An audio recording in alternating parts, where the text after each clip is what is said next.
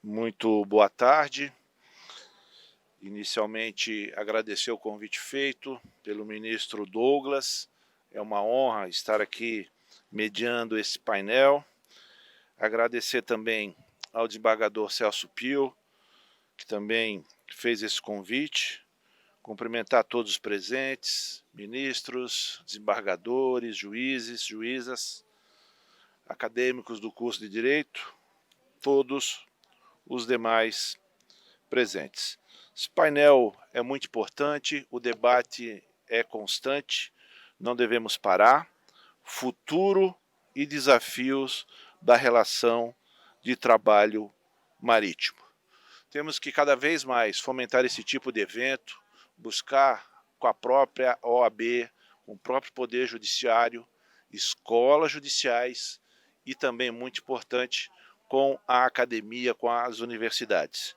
Destaco que na Fundação Universidade do Vale do Itajaí, Fundação Univale, na qual dou aula há 23 anos, nós temos como eletiva a cadeira de Direito Portuário e Marítimo, com turmas todos os semestres, em fevereiro e julho, e acabam sendo turmas bem cheias, até porque Itajaí é uma cidade portuária. Estamos lá há mais de um ano sofrendo com o nosso porto parado. O desembargador Celso Pio, que esteve recentemente na OAB de Itajaí, no evento da OAB de Santa Catarina, ficou hospedado num hotel. Do lado esquerdo, o porto público, o porto de Itajaí, totalmente parado. Se quiser usar o porto de Itajaí para gravar The Walking Dead, é só levar os zumbis, porque realmente é um cenário para isso. 200 metros ao lado, atravessa o rio, e na frente do porto de Itajaí temos o porto privado, porto de navegantes a todo o vapor. Sem perder mais tempos, vamos começar o nosso painel então. Convido a doutora Flávia Oliveira Veiga Bauler, procuradora do Ministério Público do Trabalho em São Paulo, mestranda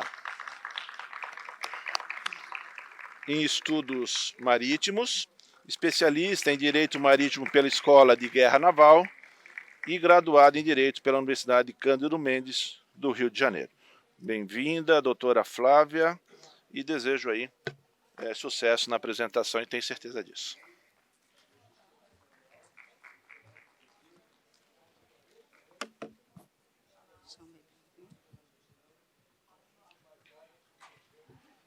Boa tarde. Boa tarde a todos novamente. Um prazer muito grande estar aqui novamente nessa edição, na segunda edição.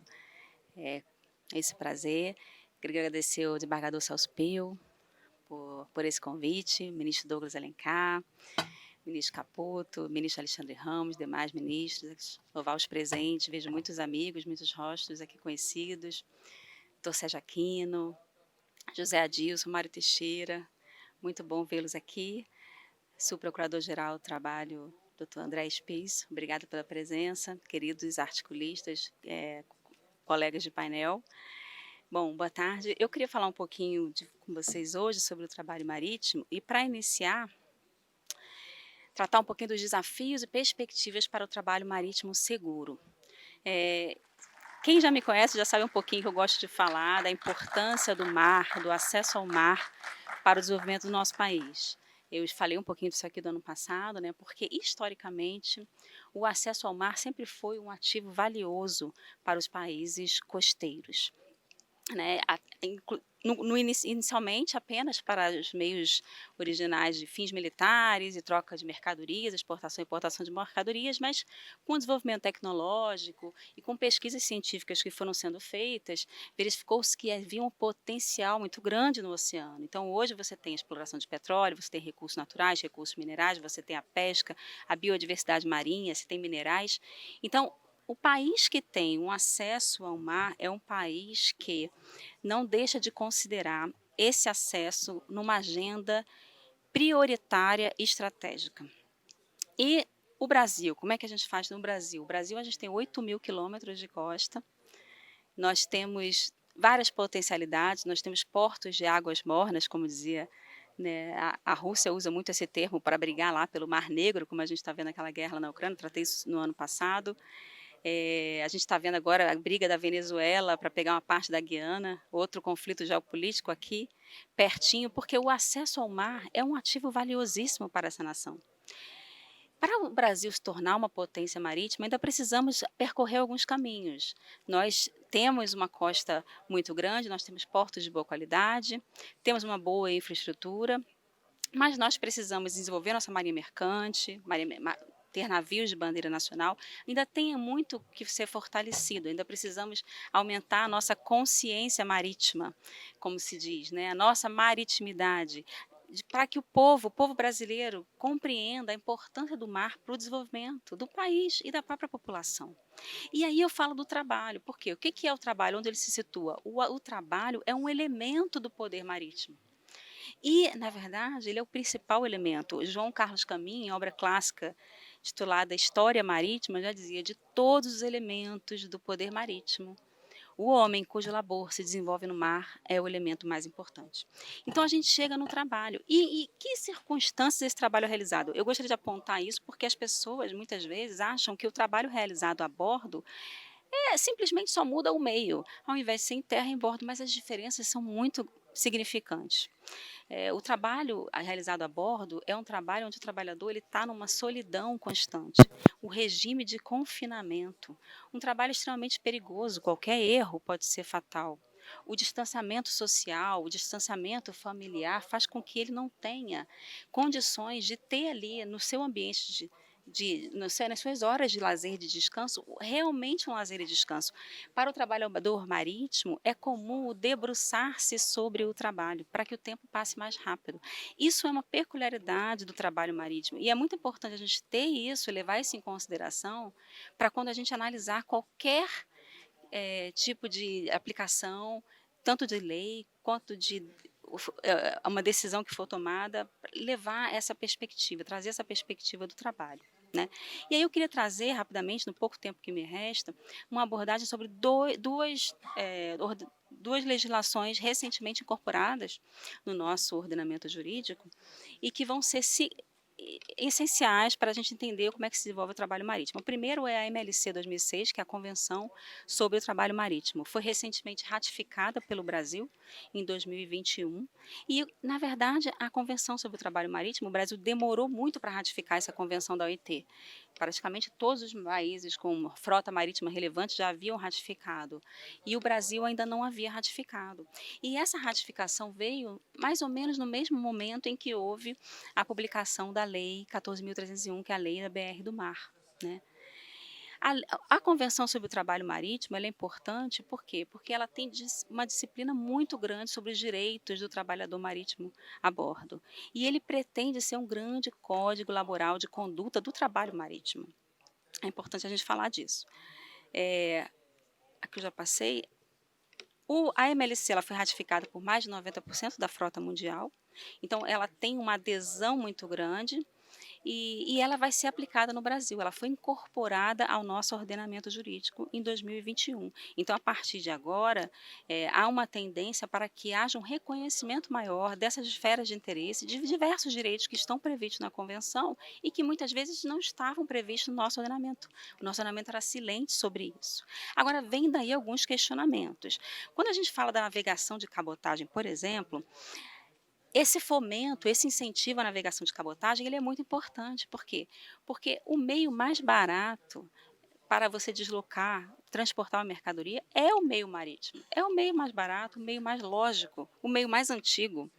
No entanto, a gente não tem, dentro do nosso país, uma cabotagem que realmente seja efetiva, que possa servir como opção logística das empresas. Porque a gente não tem navios de bandeira brasileira, a gente não tem navios que fiquem no país por um tempo considerável para que seja uma opção logística.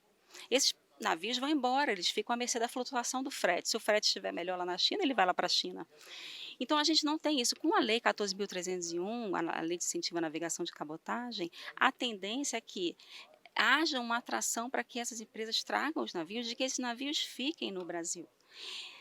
Né? Hoje, pelos números do relatório da ANTAC, na navegação de cabotagem, eu estou vendo que o Rezano, acho que não vi o Rezano aqui. Na navegação de cabotagem, 92% das cargas transportadas são pelo navio de bandeira brasileira, mas em granéis sólidos e líquidos temos apenas 4%. E se a gente for falar de total de cargas transportadas no Brasil, de todas as cargas movimentadas, apenas 11% são transportadas por embarcações, os demais por outros meios, rodoviário, ferroviário, né? E o que é muito importante a gente falar é do conceito de cabotagem. O que é a navegação de cabotagem? A cabotagem é a navegação que se dá entre portos ou pontos do território nacional, utilizando as vias marítimas ou estas e as vias navegáveis interiores. Isso está na Lei 9.432. Agora, existe um outro conceito muito importante da navegação de cabotagem que muitas vezes fica esquecido. A navegação de cabotagem é aquela navegação que se dá entre portos ou pontos, mas sem perder a costa de vista. Isso é muito significante, porque a navegação de cabotagem ela está intimamente ligada ao território brasileiro. Isso está no dicionário Ruais, se a gente for lá ver, a cabotagem é isso, é você não perder a terra de vista. Tem até um livro, para quem gosta de literatura, o livro do Jorge Amado, que chama Navegação de Cabotagem, em que ele diz lá: a vida é uma breve e bela navegação de cabotagem. Você percorre de um lado ao outro, mas você nunca perde o elemento da terra dentro da sua trajetória. Então, há esse vínculo com o território nacional, há esse vínculo, então, com a legislação nacional. É impossível você dissociar a cabotagem do elemento, do princípio da territorialidade, que é justamente aquele que permite delimitar o espaço geográfico em que o país exerce a sua soberania. Então, quando a gente fala de cabotagem, ele está intimamente ligado ao território nacional, porque ela vai ser uma navegação que vai ser exercida dentro dos limites do mar territorial brasileiro, e sendo o mar territorial brasileiro, 12 mil milhas da costa, é considerado como se território brasileiro fosse, é impossível você dissociar a legislação brasileira dessa navegação. O artigo 12 da Lei 14.301 vai dizer que aos contratos de trabalho dos tripulantes que operem embarcação estrangeira fretada na forma prevista nesta lei serão aplicáveis as regras internacionais estabelecidas por organismos internacionais reconhecidos. O que a lei está dizendo a gente vai aplicar a MLC, aquela convenção que a gente acabou de ratificar, e que não por acaso ela foi ratificada justamente no momento em que o governo estava instituindo o programa BR do Mar. Então foi concomitante, porque a ideia era aplicar a legislação internacional. E aplicando a legislação internacional, você criar um padrão para todos os trabalhadores. E com isso, talvez, você não aplicar a legislação brasileira. Durante os trâmites ali, houve até uma nova redação, mudou, não dá tempo da gente abordar isso direito, foi colocada a Constituição Federal ali no início, mas e a CLT? A gente pode afastar a aplicação da CLT na navegação de cabotagem? E depois a gente tem a particularidade do navio de cruzeiro, que eu vou tentar falar no final, porque é um pouquinho diferente. Mas na navegação de cabotagem, a gente pode afastar a CLT, por exemplo, para aplicar a MLC, e existem diferenças, né? Porque a MLC vai revogar a CLT ou não, e aí a gente precisa ver qual o status normativo da MLC, né? Em julgamento do Supremo Tribunal Federal, já foi estabelecido que há uma norma internacional, uma convenção internacional que trata de direitos humanos, que não foi passada por aquele rito do parágrafo 3º do artigo 5º, aquele rito especial, quer dizer, que não teria status de emenda constitucional, ela não teria força constitucional, porém, ela teria status de norma supralegal. Por quê? Porque é uma norma de direitos humanos. E é óbvio que a Convenção sobre o Trabalho Marítimo é uma norma que trata de direitos humanos, porque defende o trabalho, a dignidade no trabalho. Porém, o próprio preâmbulo da Convenção, ele traz lá que, em nenhuma hipótese, a adoção desta Convenção Internacional irá significar piora das condições de trabalho, mais ou menos dessa forma. O preâmbulo diz lá, então, ele ressalva o princípio pro persona, o princípio da norma mais favorável. Ele diz que a MLC é um patamar mínimo de direitos.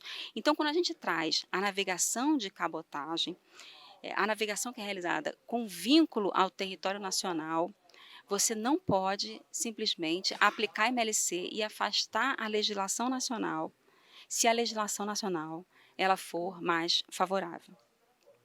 Eu tenho pouco tempo para abordar esse assunto, mas não posso deixar de abordar a peculiaridade do navio de cruzeiro. E é uma questão muito importante, recentemente julgada no Tribunal Superior do Trabalho pela seção de dissídios individuais. Houve uma uniformização de jurisprudência e a maioria dos ministros entendeu que a aplicação da Convenção Internacional não pode prevalecer caso ela não seja a norma mais favorável. E aí, aplicando a teoria da norma mais favorável e da teoria do centro da gravidade, entendeu-se pela aplicação da legislação brasileira. Foram julgados cerca de 8 processos, o acórdão está pendente de publicação, mas houve uma uniformização para entender pela aplicação da legislação brasileira. Agora, é importante a gente dizer aqui, e olha como é rico a gente ter uma noção do direito marítimo, porque se a gente aplicar os princípios de direito internacional dissociáveis da particularidade do trabalho marítimo, a gente não consegue resolver essa questão sozinho.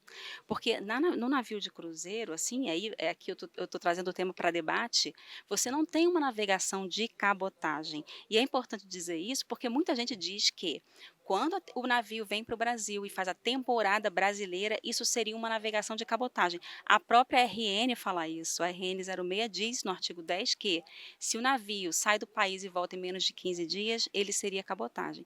Mas isso é uma ficção. Isso não é o nome que dá a natureza das coisas. Você pode chamar de cabotagem, mas se ele for longo curso, ele não vai virar cabotagem. O navio que sai do país e que vai na Argentina, que vai para o Chile, e que vai para o Uruguai, e que volta para o Brasil, ele vai aplicar qual legislação? A legislação brasileira, e quando ele sai para o Chile, vai aplicar lá para o Chile, né, mas lá para o Uruguai, aí aplica a legislação do Uruguai, depois para a Argentina, a legislação da Argentina, quer dizer, um navio de longo curso, ele pode estar submetido aos contratos internacionais. É claro que não dá para a gente dizer isso em todos os casos, cada caso é um caso, podem existir contratos que não sejam contratos internacionais, mas a natureza da atividade, o vínculo do navio com a nacionalidade do armador, isso é forte e é uma visa atrativa e pode levar à conclusão de que você não tem como chamar esse tripulante de um tripulante que trabalha em cabotagem. Isso é completamente diferente do que a gente vai ver na tripulação do BR do Mar. Que no BR do Mar você vai ter ali um trabalhador que vai estar em território nacional para fazer apenas o percurso nacional no mar territorial brasileiro, sem perder a costa de vista. Então, é uma situação diferente e que merece, então, essa atenção. Aqui vai com uma crítica, como um debate, obviamente, mas desde já reforçando que, pela SDI 1, houve uma uniformização de jurisprudência para se entender pela aplicação da norma mais favorável no caso. Né? Eu acho interessante isso, porque muitas vezes a gente analisa os institutos com base apenas no direito internacional, mas sem analisar os princípios de direito marítimo, que são fundamentais para a gente entender o que é longo curso, o que é cabotagem, isso vai entrar também nessa análise. E por último, porque o meu tempo aqui já esgotou, eu trouxe essa foto para mostrar, porque é um desafio, já mudando completamente de assunto, seria interessante a gente começar a debater um pouquinho mais sobre o trabalho na pesca. Esse é um navio pesqueiro, é um navio pesqueiro chinês que atracou recentemente na costa brasileira para fazer manutenção. Vocês conseguem imaginar que isso seja um navio pesqueiro? Eu mostrei essa foto para várias pessoas, para familiares, amigos, e todo mundo acha que isso é cabotagem, que isso é navio container. Ninguém consegue imaginar que um navio desse ele comporta 470 toneladas de pescado e que isso aí é uma verdadeira cidade. E que esses navios estão pescando no limite da zona econômica exclusiva brasileira. E que isso pode afetar a economia nacional, que isso pode afetar o trabalho seguro dos pescadores, que isso pode afetar a segurança alimentar da população brasileira. São desafios para o trabalho marítimo. Por quê? Porque esses navios, muitas vezes, eles têm histórico de trabalho degradante, trabalho escravo, tráfico de pessoas e diversos outros problemas que vêm relacionados a esse tipo de pesca realizada nos limites da Zona Econômica Exclusiva Brasileira. Quer dizer, a gente há um problema sério de condições de trabalho na pesca realizada dentro do território brasileiro e há também um problema sério de trabalho em condições degradantes realizados no limite da zona exclusiva e que gera efeitos para o país. Inclusive, há uma ideia de se fazer um polo pesqueiro em algumas comunidades do sul, porque esses navios pesqueiros, esses barcos pesqueiros estão migrando para a nossa costa. Então, é um desafio para o futuro, porque eu acho que é um tema que precisa também ser melhor abordado. Eu agradeço a participação, sei que foi corrida, mas espero ter passado algum recado. Obrigada.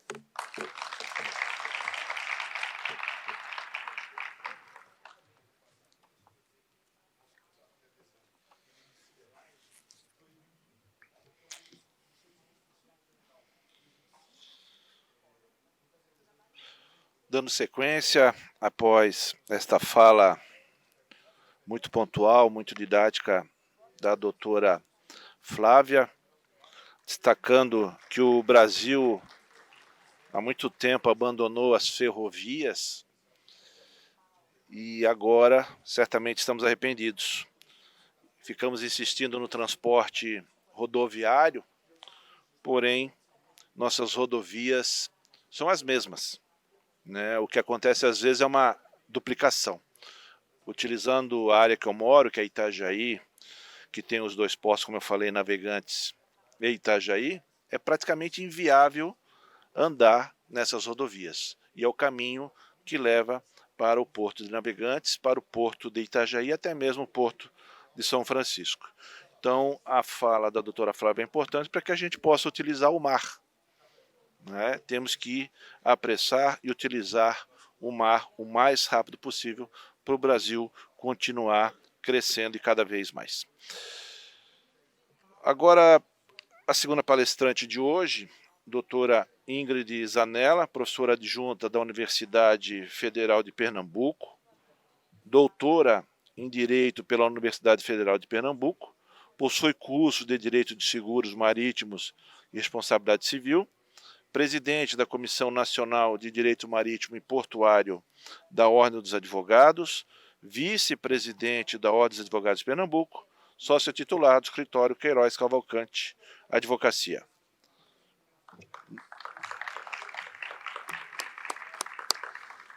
Bem-vinda, doutora Ingrid, e a palavra está com a doutora.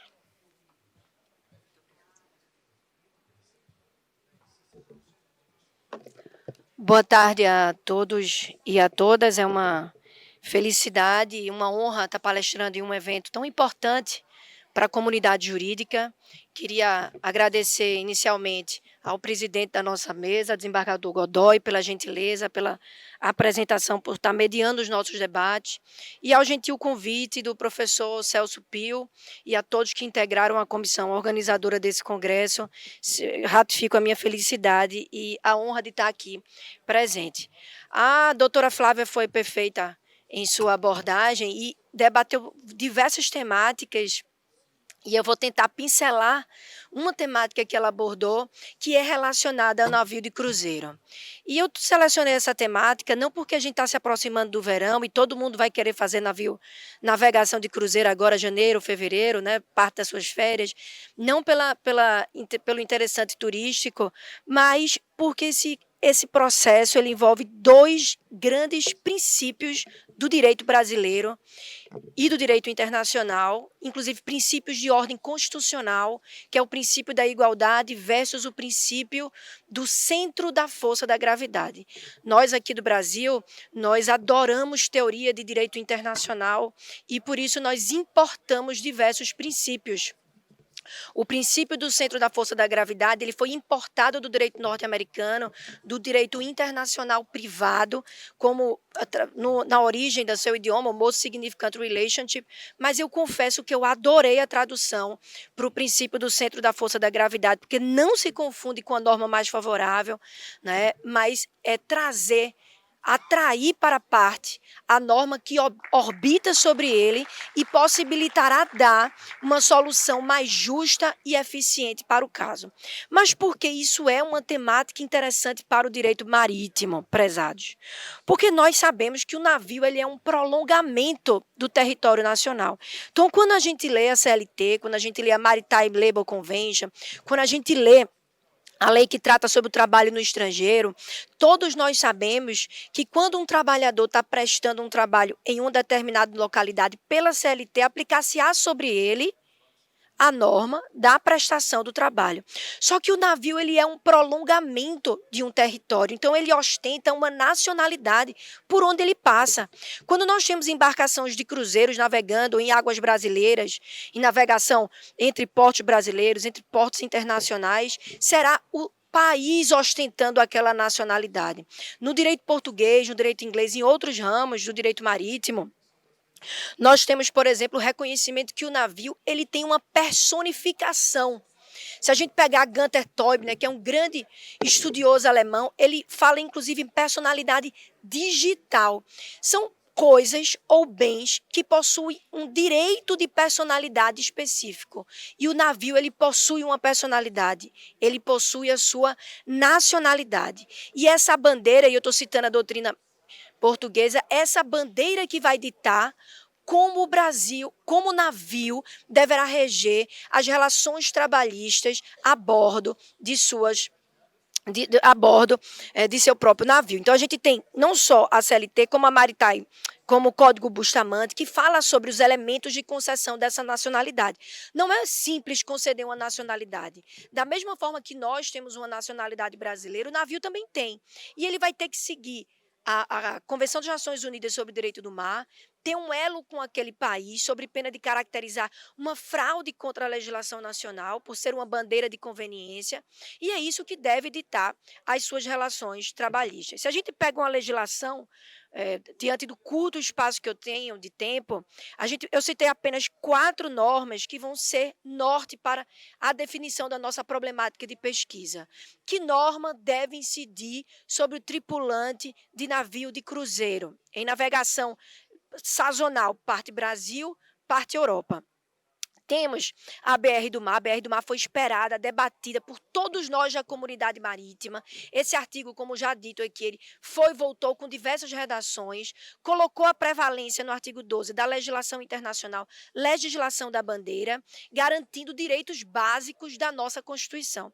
Temos o Código Bustamante, que ora é interpretado de uma forma pela jurisprudência, ora de outra, o artigo 178, quando ele fala sobre a prevenção de acidentes de trabalho, lembrando que a Constituição é o núcleo indivisível, indissociável, paradigma para o princípio da autonomia da vontade dentro das relações laborais. A Maritime Labour Convention, uma norma super atual no trabalho marítimo, buscou uniformizar todas as convenções, as resoluções que tínhamos da OIT, e temos a Lei 7064 de 82, que fala exatamente do trabalhador transferido para trabalhar no exterior.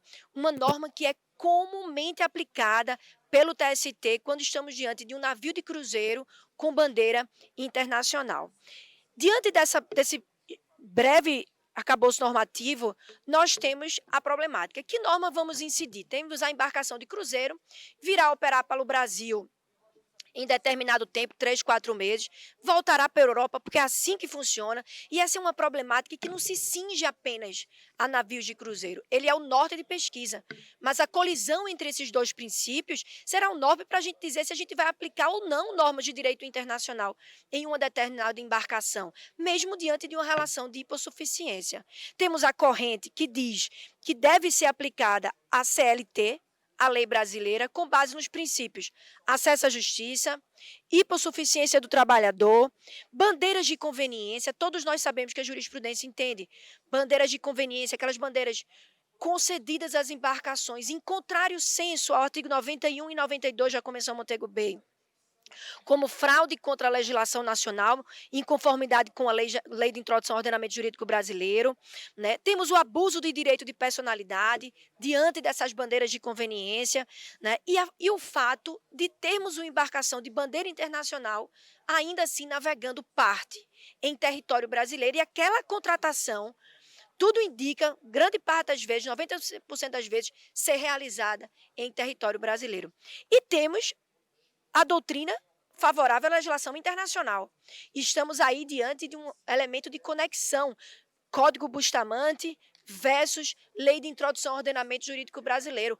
o navio é regido pela lei que ele ostenta. Isso é um princípio internacional ligado ao direito marítimo. O elemento de conexão para reger os elementos jurídicos que ocorrerão dentro de uma embarcação é a nacionalidade daquela embarcação. A uniformidade de direitos, a autonomia da vontade, que ganhou uma força tremenda com a reforma trabalhista, e nós sabemos os limites, o tratamento isonômico, segurança jurídica, que é o sonho de todos nós brasileiros, ter uma mesma relação regendo todos os tripulantes a bordo, e o caráter supralegal de uma convenção que trata sobre trabalho marítimo. Tá, eu coloquei o artigo que fala sobre a autonomia da vontade, um julgado do ministro Caputo Bastos, que fala sobre os limites dessa autonomia da vontade, o poder negocial do trabalhador. Todos nós sabemos a dicotomia do Estado Democrático de Direito, né, e como esse princípio ele deve ser interpretado.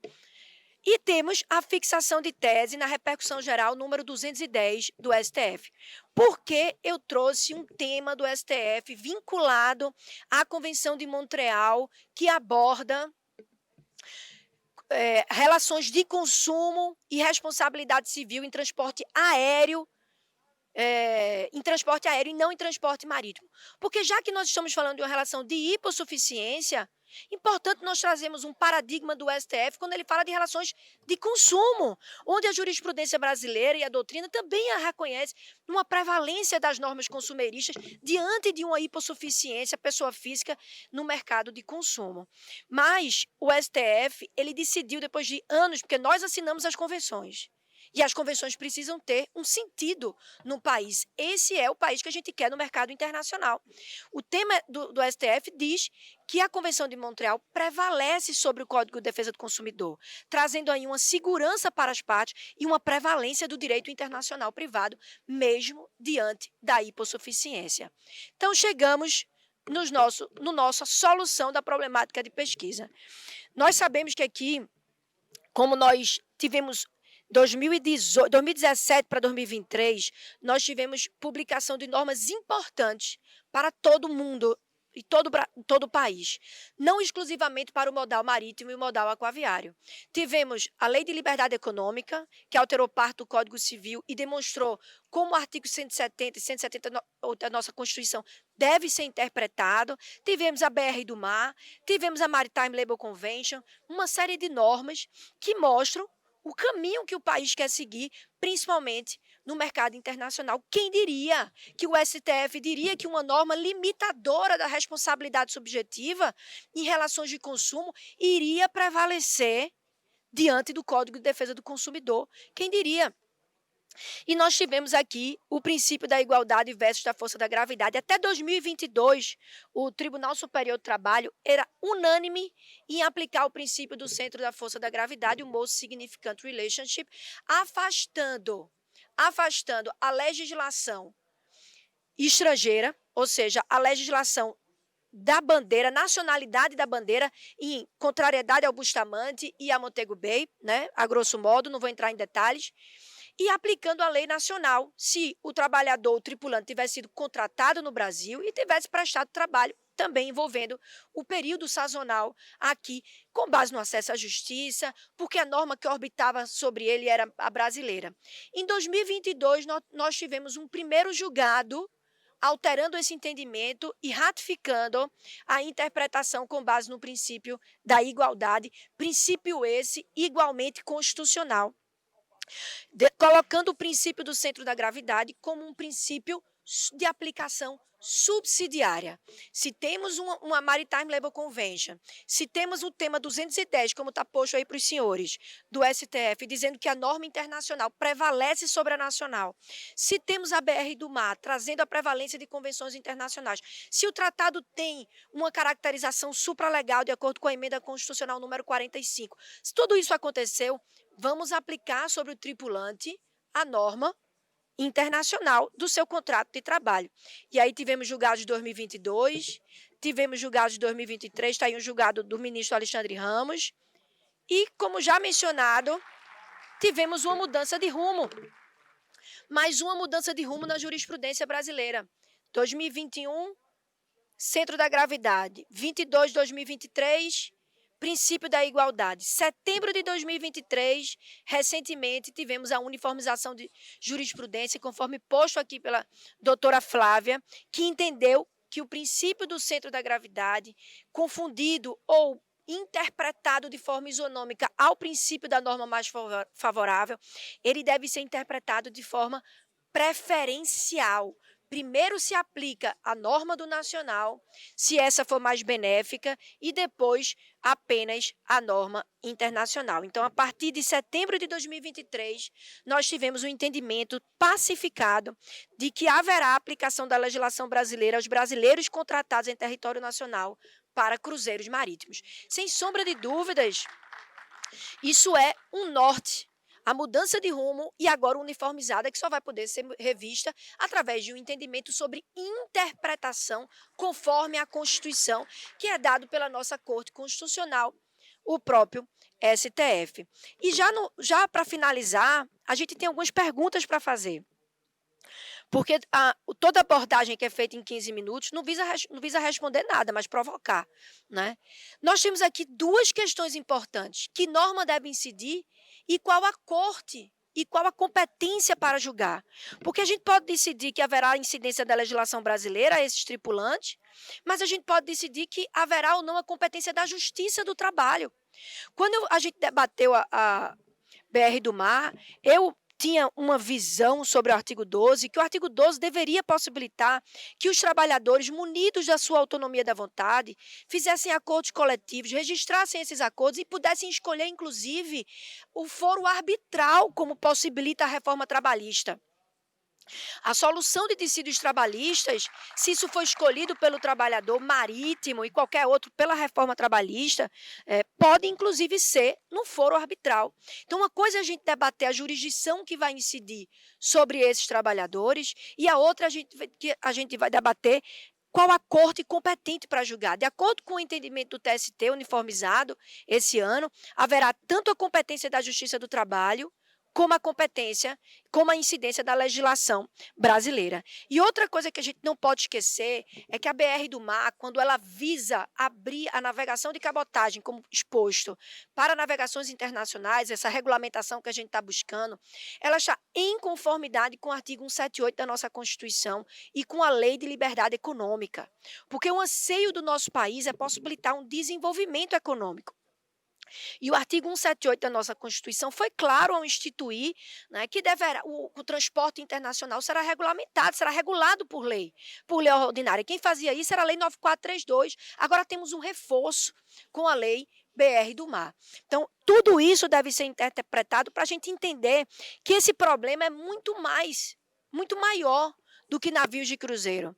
É que normas deverão incidir se o direito internacional privado vai continuar litigando com o nosso direito nacional. Se a gente vai assinar convenções e vai continuar dando para ela interpretações restritivas a determinados casos. Cada caso deverá, obviamente, ter uma interpretação unânime. Então, tá aí, eu coloquei algumas questões relacionadas à competência, a 178 da nossa Constituição, que deve nortear a interpretação do STF, como fez na Convenção de Montreal. Aqui no Direito Marítimo também estamos debatendo a Convenção de Atenas, que é similar à Convenção de Montreal, e ficando, então, o entendimento sobre o princípio do centro da gravidade e o princípio da igualdade, pacificado que, aos trabalhadores nacionais contratados no país ou transferidos para trabalhar no exterior, aplicar-se-á a legislação brasileira de proteção ao trabalho naquilo que não for incompatível com o diploma normativo especial, quando for mais favorável do que a legislação territorial estrangeira, sendo competente a Justiça do Trabalho. Então, foram dois entendimentos ratificados na uniformidade de jurisprudência: competência da Justiça do Trabalho versus legislação aplicável. Mais uma vez, eu ratifico que não vejo qualquer tipo de problema jurídico a possibilidade de se fechar um acordo, inclusive provisionando a solução arbitral para o caso, conforme a lei da própria reforma trabalhista, a própria CLT. Então, já no meu último slide, eu gostaria de agradecer a atenção de todos, e eu sempre encerro com uma frase para que isso sirva de reflexão para todos nós, inclusive para mim, e eu escolhi Dworkin. Por quê? Dworkin, ele é um grande professor, né, de todos nós, e ele tem um livro que é uma questão de princípio, porque ele estuda hard cases. Ele estuda a solução de casos difíceis. E isso, para mim, quando nós temos uma dicotomia interpretativa sobre que norma deve incidir sobre o trabalhador marítimo, é um caso de difícil solução. Por isso estamos nos sucumbindo a princípios e não a normas, e não a regra, a leis. Então, de acordo com o Dworkin, ele diz o seguinte: a lei pode estipular, de maneira similar, circunstâncias em que alguém que causou o dano não é nem responsável nem não responsável por esse dano, mas, como poderíamos dizer, vulnerável à responsabilidade. Somos todos vulneráveis à responsabilidade para possibilitar que o país siga ratificando a segurança jurídica, trazendo a segurança para o trabalhador, mas fomentando sempre o desenvolvimento econômico. Muito obrigada pela atenção de todos.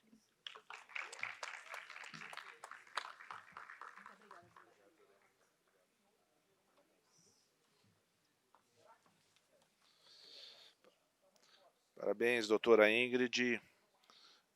O painel já está sendo um grande sucesso, com as duas falas que tivemos anteriormente, e certamente vai continuar com um enorme sucesso com os dois palestrantes que nós temos ainda na sequência. Essa questão da segurança jurídica, doutora Ingrid e doutora Flávia, eu fico preocupado com a restrição do mercado brasileiro, né? Pensar que num navio de cruzeiro tem 20, 30 nacionalidades diferentes, todos aplicando uma lei só, menos o brasileiro, que vai aplicar a lei brasileira, a CLT. Então, daqui a pouco, insistindo na aplicação da lei brasileira, nós temos que pensar. Eles podem contratar brasileiros que estão em outros países, ou até mesmo contratar portugueses para atender o mercado brasileiro, deixando de lado, por essa insegurança, a contratação de empregados brasileiros. Então também temos que pensar nisso e ter a segurança jurídica o mais breve possível. Agora nós vamos ter a doutora Maria Tereza Penteado, gerente jurídico do Grupo Wilson Sons, formada em Ciências Jurídicas e Sociais pela Universidade Federal do Rio de Janeiro, pós-graduada em Direito do Trabalho Marítimo Portuário Unisanta, membro da Academia Brasileira de Direito Portuário e Marítimo, membro do Grupo Jurídico Abratec, Associação Brasileira de Terminais Portuários e membro do Infrajur. Bem-vinda, doutora Maria Tereza Penteado.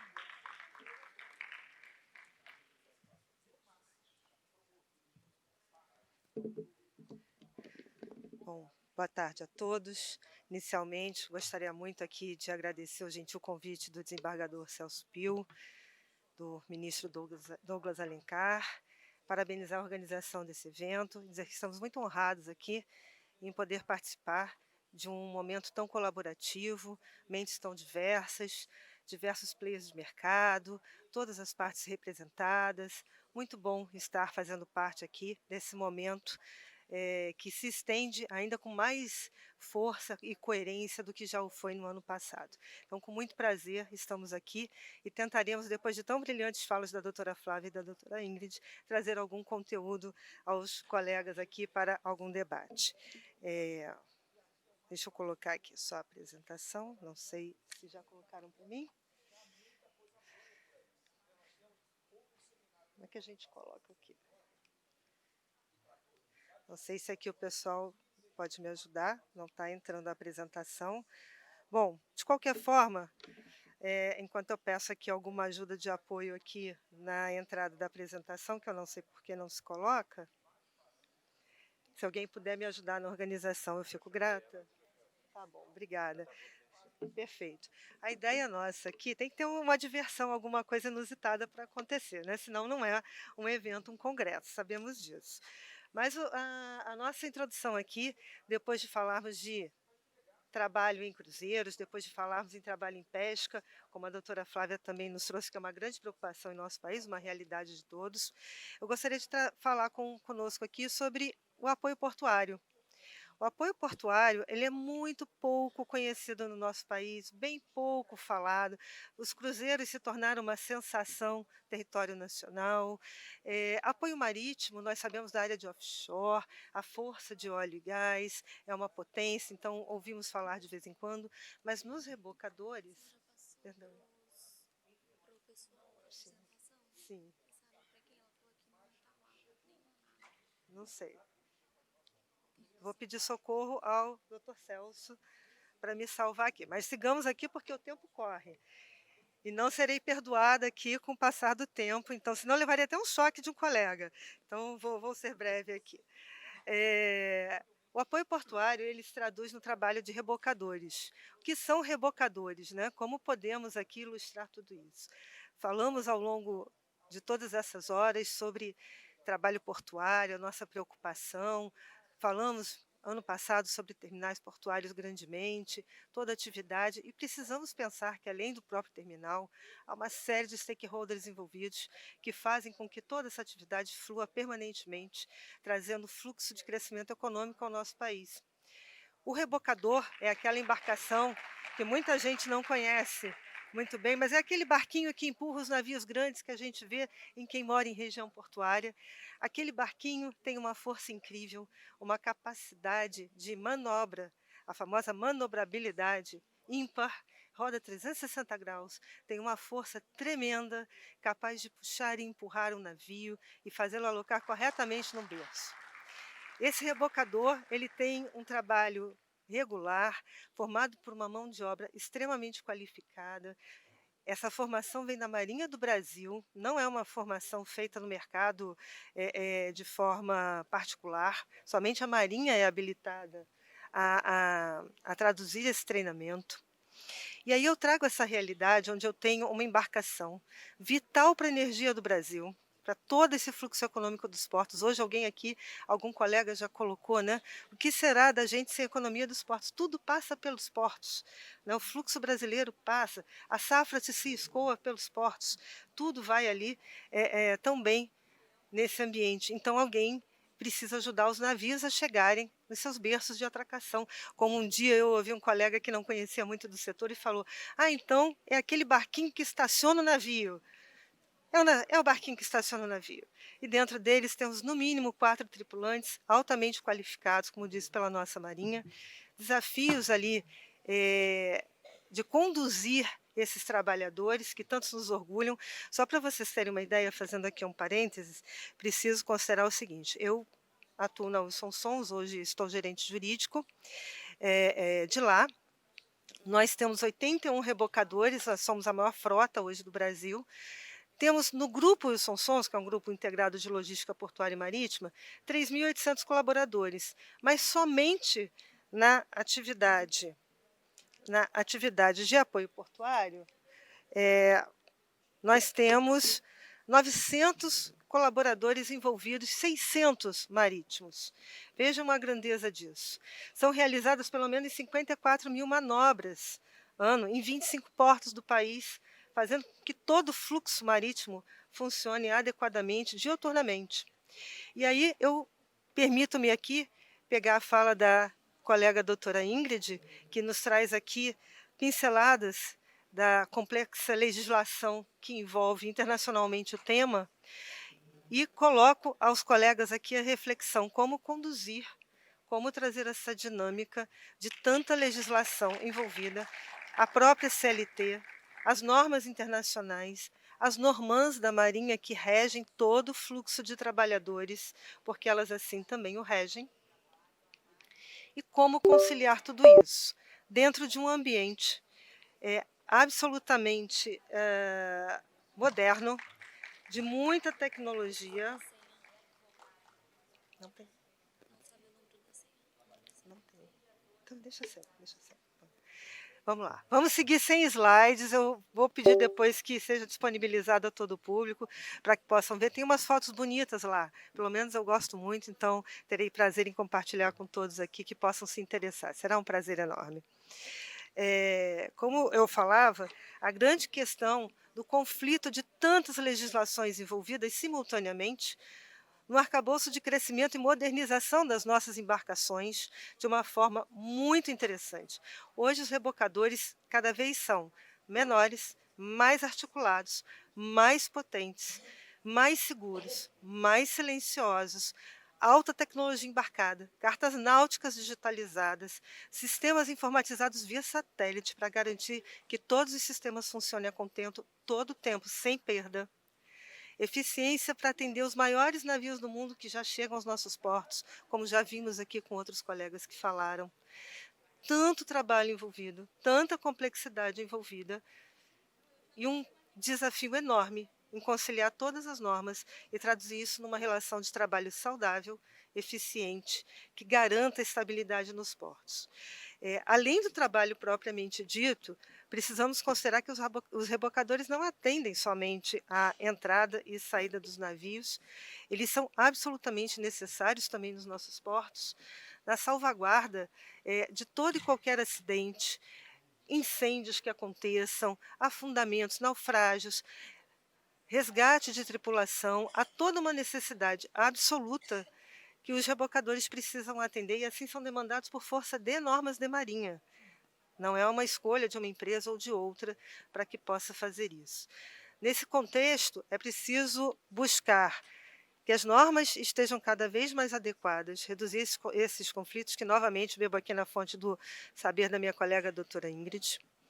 É preciso entendermos a necessidade de capacitação permanente desses trabalhadores, e aí um dos nossos orgulhos na Wilson Sons, mas também há alguns outros no Brasil, dos nossos simuladores, onde conseguimos receber não só nossos próprios marítimos, mas de outras empresas também, para que sigam no treinamento e capacitação das melhores regras de navegação das embarcações mais modernas em tempo real, para que todo e qualquer marítimo que vai embarcar possa estar ali corretamente habilitado, para que não haja ali desencontro de situação.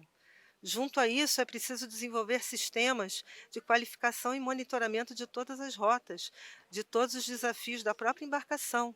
É preciso controlar combustível, é preciso controlar as áreas de navegabilidade de forma adequada, para que tudo corra completamente a contento e também que gere eficiência para o próprio Brasil, para a própria economia nacional, no sentido ali de que tudo que um rebocador pode buscar quando trafega por águas nacionais ali todo o tempo, ajudando os navios, possam se traduzir em melhorias contínuas ao próprio fluxo da navegação. Hoje, na área de apoio portuário, nós já buscamos integração com diversas startups dedicadas que trazem ali metodologias para estudos do mar, estudos de batimetria, ajuda e auxílio à própria Marinha para que tenha cada vez mais e melhor conhecimento mais rápido, em tempo real, como assim requer a atividade portuária, para que possa ali trazer dados e melhorar essas atividades. O universo dos rebocadores ele é largo, ele é vasto, apesar de serem embarcações, acho que as menores que trafegam no porto, ali na atividade propriamente dita, mas é de um incremento e de um crescimento e desenvolvimento tão profícuo que é muito interessante que passemos a avaliar e entender a força que tudo isso tem e pode trazer a nós. E a importância e responsabilidade que esses trabalhadores a bordo ali trazem para todos nós no nosso dia a dia de cidadãos comuns que somos, que consumimos. Eu até aproveito o momento aqui, desembargador, para considerar e até uma homenagem aos marítimos, não só os da nossa empresa, mas a todos que durante a pandemia se arvoraram, não pararam de trabalhar 24 horas por dia em nossos portos aqui, fazendo com que todo o nosso país pudesse se manter abastecido, pudesse estar ali com alimento, com suas compras, com tudo que precisasse em tempo real. Foi um trabalho árduo. Eu gostaria até de aproveitar o momento para homenageá-los. Pouco se fala disso, então, mesmo que tempos depois, a gente aproveita e deixa aqui um registro, uma menção honrosa.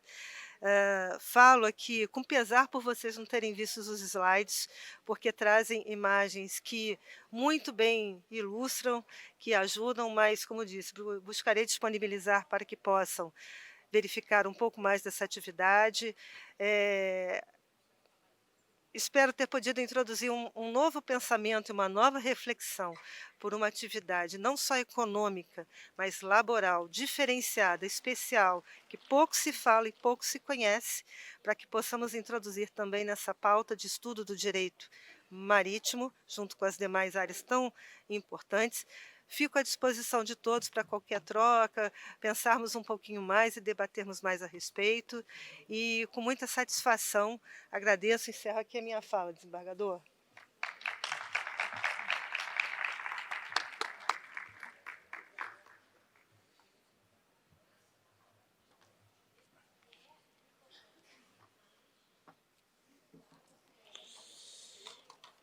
Parabéns, doutora Maria Tereza, pela apresentação. Pedimos desculpas aí da não apresentação dos slides, mas a doutora Maria Tereza conduziu bem o assunto, como eu falei, engrandecendo esse painel. Agora, com currículo extenso, mas de forma resumida, Dr. Pedro Camon Neto, membro da Associação Brasileira de Direito Marítimo e do Instituto Ibero-Americano de Direito Marítimo. Bem-vindo, Dr. Pedro. A foto foi certinha.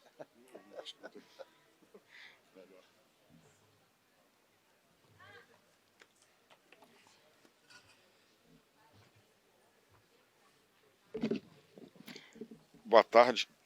Acho que eu vou falar assim.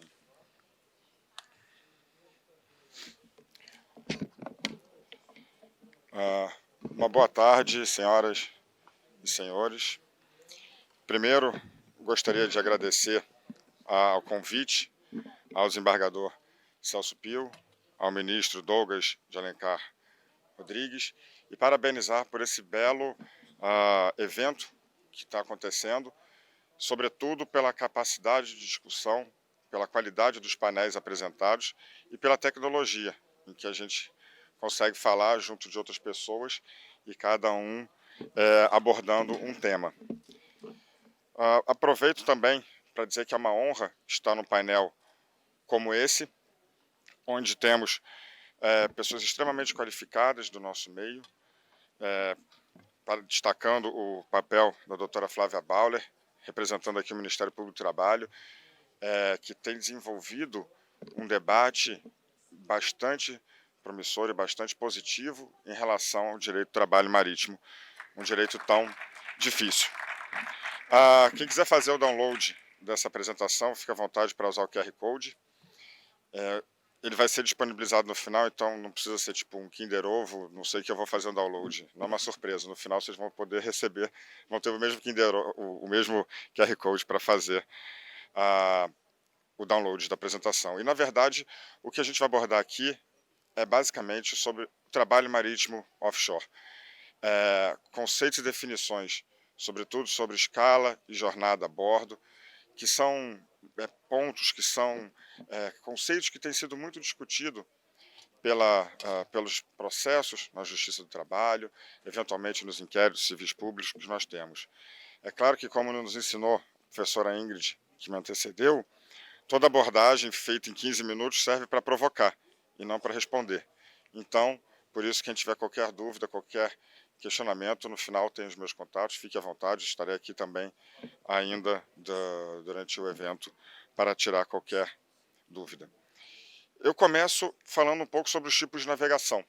A Lei 9432, a que regulamenta o tráfego aquaviário, ela define alguns tipos de navegação e eu trago aqui para brevemente falar sobre elas, para depois entrar um pouco na questão do trabalho, do trabalhador marítimo, né? Então, a doutora Maria Tereza falou muito bem aqui sobre apoio portuário, não conseguimos ver, e eu conheço a apresentação dela, realmente belíssima, mas a navegação de apoio portuário é aquela realizada nos portos e terminais aquaviários para atendimento às embarcações e instalações portuárias.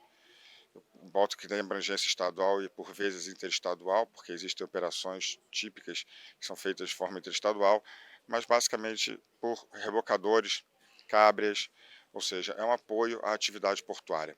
Lembrando que os portos são de extrema importância, a porta de entrada das mercadorias no nosso país, e em todos os países, óbvio. A navegação de longo curso é aquela navegação entre portos brasileiros e estrangeiros, tem uma abrangência internacional, né? São navios grandes com muitos contêineres, falando sobre contêineres, mas podem ser químicos, gases, granéis, né, mas são navios grandes. A navegação de cabotagem, não preciso nem falar muito, porque a doutora Flávia nos deu uma aula sobre a cabotagem, ela é realizada entre portos, não só de container, mas tem químicos, granéis, claro, são normalmente os feeders, ou seja, vem um navio grande, traz a carga de fora e ela distribui. Lembrando que 92% da carga do mundo é transportada pelo mar. No Brasil, esse número está muito abaixo de 40%. E aí, reforçando a fala da doutora Flávia, precisamos realmente investir nesse modal. A BR do Mar veio trazendo essa questão e é extremamente importante. Navegação de interior é realizada em águas abrigadas, muito semelhante à de cabotagem, porque também tem transporte de mercadoria, de carga, granel, químico, contêineres. A de apoio marítimo, ela é a navegação de apoio logístico às embarcações e instalações em águas jurisdicionais brasileiras que atuam na pesquisa e lavra de minerais hidrocarbonetos. Hoje, por uma limitação legislativa da Lei 9432, a navegação de apoio marítimo é somente aquele apoio logístico à pesquisa e lavra de minerais hidrocarbonetos. E eu coloco um asterisco sobre as eólicas, porque as fazendas offshore eólicas é um futuro. Ainda mais com o painel de SD que estamos vendo aqui do lado, a gente sabe que vai ser. Então é muito provável que haja uma alteração legislativa para que englobe a energia eólica, as fazendas eólicas dentro do apoio marítimo. E aí vem as embarcações especiais, que elas não estão classificadas em nenhum tipo de exploração. A ANTAQ, em 2018, no voto do Dr. Mário Povia, que aqui está, muito bem definiu que navegação, um navio sonda, ou seja, aquele empreendido numa exploração, fura-poço, ele não é uma navegação de apoio marítimo. Ele não está classificado em nenhum tipo de navegação hoje exposta em lei. Então, ele é uma embarcação especial. E isso, no aspecto regulatório, traz certas consequências, mas no nosso aspecto também tem outras consequências, porque são trabalhadores distintos. Então, exploração é aquela perfuração dos poços, seja para o navio sonda, plataforma, e a produção FPSO, é quando o navio fica parado, retirando o petróleo. São fases distintas, a exploração da perfuração. E aí vem as categorias profissionais. Eu gosto muito de falar sobre isso porque há uma confusão sobre conceitos. O primeiro conceito que a gente tem que ter em mente é o trabalhador aquaviário. Quem é o aquaviário? Esse é o marítimo que nós conhecemos de modo amplo. É o trabalhador que possui habilitação certificada pela autoridade marítima para operar embarcações em caráter profissional. Ou seja, ele é o marítimo, é aquele que está trabalhando na operação da embarcação como um navio. E a gente fala também, chama de trabalhador marítimo, como eu falei, inclusive ele tem definição específica na Lei 9537, que é a Lei de Segurança do Tráfico Aquaviário. A Convenção do Trabalho Marítimo, a Maritime Labour Convention, trouxe para nós a definição de gente do mar, uma definição muito mais abrangente, aplicável àqueles trabalhadores de navios que não necessariamente eles trabalhem só na operação da parte de navegação do navio, mas sim em operações, entre aspas, industriais que esse navio venha fazer. Não vamos confundir com o trabalhador offshore, que a gente vai falar daqui a pouco. Então, agente do mar, o seafarer, como está no texto em inglês original, e a tradução agente do mar foi uma tradução que nós pegamos da convenção traduzida do português de Portugal, e que me parece adequada, é qualquer pessoa que trabalhe de forma contínua a bordo de um navio que se aplica às disposições da Convenção do Trabalho Marítimo, 2006, excluindo aqueles que trabalham de forma eventual. Mas todos aqueles que trabalhem a bordo, que não, sendo marítimo ou não, mas trabalhem de forma contínua a bordo de um navio, é considerado gente do mar e, na minha opinião, aplica-se os preceitos da MLC, da Convenção do Trabalho Marítimo. E o trabalhador offshore é aquele que, regido pela Lei 5811, especificamente, são aqueles que trabalham nas atividades de exploração, perfuração, produção e transferência de petróleo do mar, entre outras atividades xisto, mas para nós a atividade fora da costa são os trabalhadores que trabalham dentro das navios sondas, das plataformas, dos FPSOs. A gente não pode confundir um trabalhador offshore, embora também se fale muito, eu trabalho na indústria offshore, indústria de óleo e gás, mas o trabalhador da Lei 5811 é aquele que trabalha no navio sonda, plataforma de perfuração, de produção, ou FPSO. E não é possível aplicar a Lei 5811 por uma restrição legislativa, esse regime para os que trabalham a bordo do navio. Navio são os marítimos, é agente do mar. Se é marítimo, vai aplicar o STCW, Convenção STCW, a Convenção do Trabalho Marítimo e a própria CLT, nos seus artigos 248 e seguintes, que a gente vai ver um pouco mais à frente. Então, nós chegamos num segundo ponto interessante. Escala e jornada. A definição legal. Há muita confusão. Já vimos algumas ações, já vimos algumas decisões em que fala a jornada a bordo é de 15 dias, ou 72 horas, 24 horas, a jornada de 48 horas. Na verdade, jornada é a jornada diária do tempo que efetivamente o marítimo vai desempenhar a sua função. Como a jornada de trabalho que a gente conhece em nós, trabalhadores de terra. A escala é o tempo que o trabalhador marítimo permanece a bordo. Como foi muito bem exposto pela doutora Flávia, é um trabalho árduo, é um trabalho confinado, é um trabalho que a gente não tem a capacidade de acabou o trabalho e tomar um chopp, e ver o jogo do Flamengo, provavelmente vai ganhar, ver o jogo, ficar com a família, ou seja, não tem essa possibilidade. É um trabalho confinado em que você fica a bordo e longe das pessoas. Então, isso é conceituado como escala. Já a jornada é o tempo que ele efetivamente está no seu posto de trabalho. E é interessante que a CLT, já tem mais de 70 anos, ela traz essa conceituação no seu artigo 248 e 249. Ele excepciona os marítimos, aqueles trabalhadores, no seu artigo 57, ele diz não se aplicam os preceitos do artigo 58 e seguintes, ou seja, 8 horas, com máximo de 2 horas de trabalho, a determinadas atividades, dentre elas a marítima.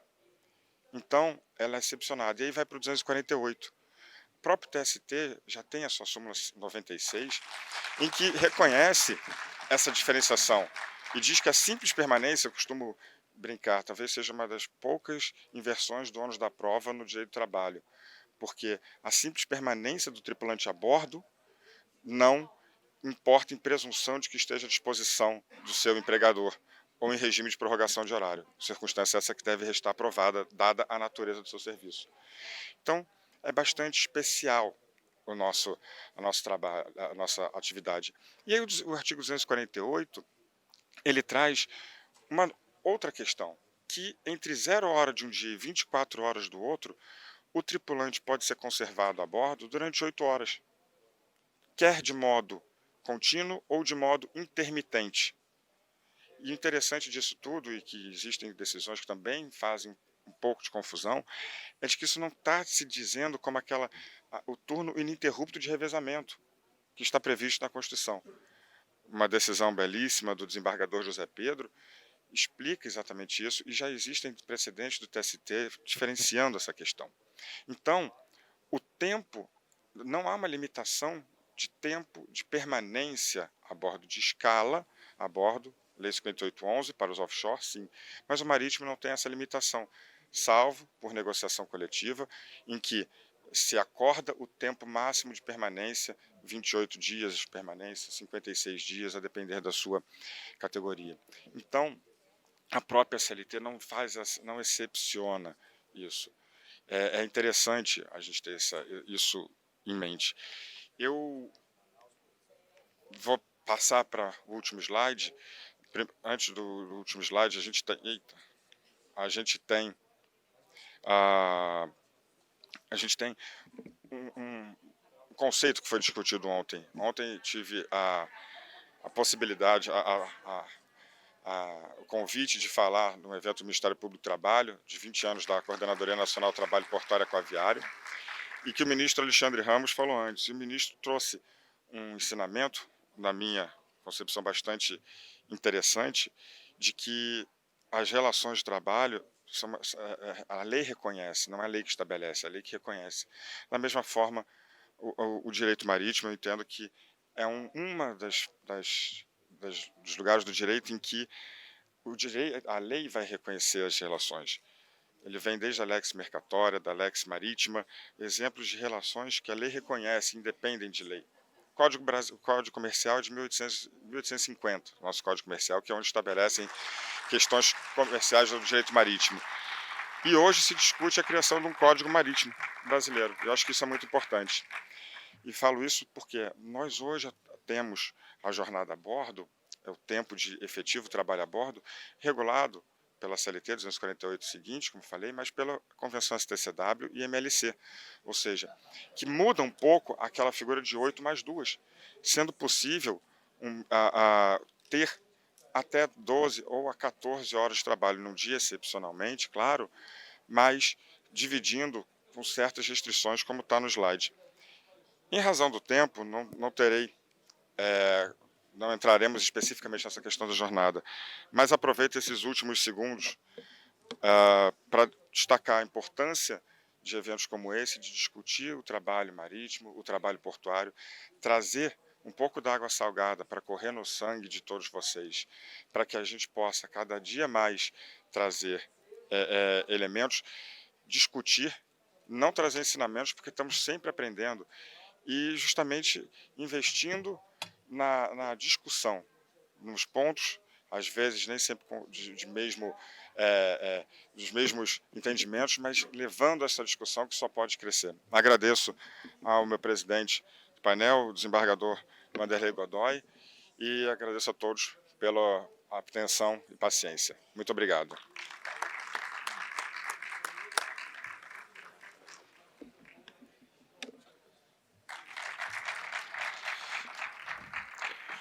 Bom, realmente foram 4 temas muito interessantes, um sucesso desse painel, doutora Flávia, doutora Maria Tereza, doutora Ingrid, doutor Pedro, que vieram aqui e provocaram, né? Provocaram para que a gente possa continuar debatendo esse tema na própria Academia Brasileira de Direito Portuário e Marítimo, nas universidades, nos eventos da OAB, da própria comissão. Então não podemos parar por aqui. Tenho certeza que foi realmente um grande sucesso. Agradecer novamente ao ministro Douglas, ao desembargador Celso Pio, doutora Flávia, doutora Ingrid, doutora Maria Tereza, doutor Pedro, pelo painel. Então encerramos por agora e agradeço e até a próxima oportunidade. Muito obrigado.